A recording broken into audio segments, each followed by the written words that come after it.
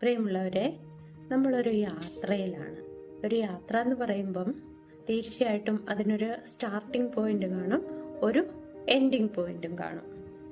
നമ്മുടെ ആത്മാവ് സ്വർഗത്തിൽ നിന്നും യാത്ര ആരംഭിച്ചതാ.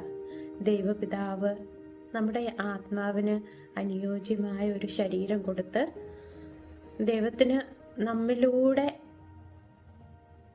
ദൈവത്തിന് ചെയ്തു തീർക്കാനുള്ള കുറച്ച് കാര്യങ്ങൾ, ആ കാര്യങ്ങളെല്ലാം നമ്മിൽ നിക്ഷേപിച്ച് നമ്മുടെ ആത്മാവിന് ഈ ഭൂമിയിൽ തൽക്കാലത്തേക്കുള്ള ഒരു ശരീരം നൽകി ഇപ്പൊ ഭൂമിയിലായിരിക്കുക നമ്മൾ.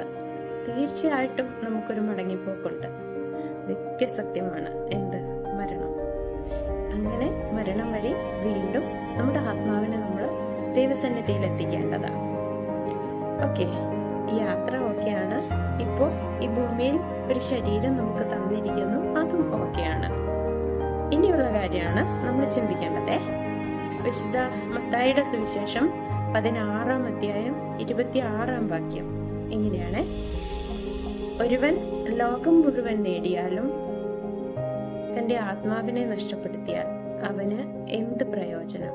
ഒരുവൻ സ്വന്തം ആത്മാവിന് പകരമായി എന്ത് കൊടുക്കും? നമ്മുടെ ആത്മാവിനെ നമ്മൾ നഷ്ടപ്പെടുത്തിയിട്ടുണ്ടാവും. നമ്മിൽ നിക്ഷിപ്തമായ ദൈവിക പദ്ധതികൾ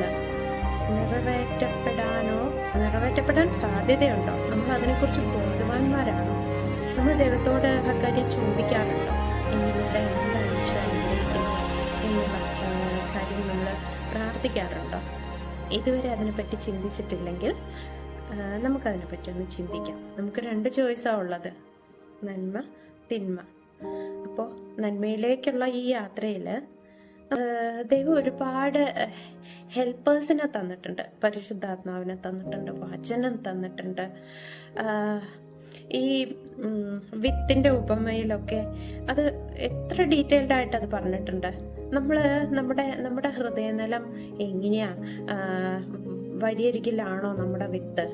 നമ്മുടെ വിത്തുകളൊക്കെ വഴിയരികിലാണോ വീണ് കിടക്കുന്നത്? അത് മുള്ളിന്റെ ഇടയിൽപ്പെട്ട് ഞെരുങ്ങിപ്പോയേക്കുവാണോ? അതോ നല്ല മേനി ഫലം പുറപ്പെടുവിക്കാനായിട്ട് പറ്റുന്നുണ്ടോ? എൻ്റെ ആത്മാവിന്റെ അവസ്ഥ എന്താ? ഇപ്പോൾ ഞാൻ ഏതവസ്ഥയിലായിരിക്കുന്നത്? ഇങ്ങനെ കണ്ടിന്യൂ ചെയ്യാനാണോ ഞാൻ വിളിക്കപ്പെട്ടത്? എന്നിട്ട് ദൈവം നമുക്ക് തന്ന പരിശുദ്ധാത്മാവിന്റെ സഹായത്തോടെ